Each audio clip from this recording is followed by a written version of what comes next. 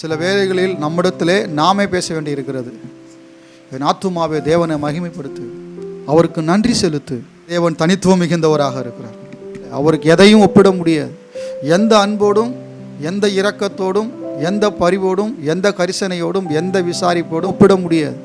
படுகுழியில், உலையான சேற்றில், நாற்றம் நிறைந்த வாழ்க்கையில் வாழ்ந்து கொண்டிருந்தோமே, தேவன் நம்மை மீட்டார். அவர் உன் அக்கிரமங்களை எல்லாம் மன்னித்தார். இந்த மன்னிப்பு கிறிஸ்துவ வாழ்க்கையில் ரொம்ப முக்கியமான விஷயம். பாருங்கள், கெட்டவனாகவே இந்த உலகத்தில் பிறக்கிறான் மனுஷன். அவன் நன்மை செய்ய விரும்பினாலும் செய்ய முடியாத ஒரு தன்மை அவனுக்குள்ளே இருக்கிறத அவன் காண்கிறான்.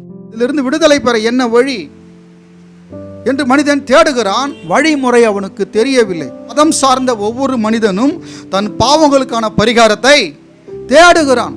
நதிகளிலே சென்று மூழ்குகிறார்கள். அந்த பாவம் அவர்களை துக்கப்படுத்துகிறது, அந்த பாவம் அவர்களை பாதிக்கிறது. கர்த்தருடைய வார்த்தை நமக்கு அதற்கான வழியை போதிக்கிறது. அவர் உன் அக்கிரமங்களை எல்லாம் மன்னிக்கிறார். அவர் மன்னிக்கிறார். எந்த நதியோ, எந்த குலமோ, எந்த பரிகாரமோ, யாகங்களோ, தியானங்களோ பாவத்தை மன்னிக்காது. அவர் உன் பாவத்தை மன்னிக்கிறார். ஒருவரே பாவங்களை மன்னிக்க அதிகாரம் படைத்தவராக இருக்கிறார். இயேசு கிறிஸ்து ரத்தத்தால் கழுவப்பட முடியாத எந்த பாவமும் இந்த உலகத்திலே இல்லை. இயேசு கிறிஸ்துவின் ரத்தம் சகல பாவங்களை நீக்கி உங்களை சுத்திகரிக்கிறது.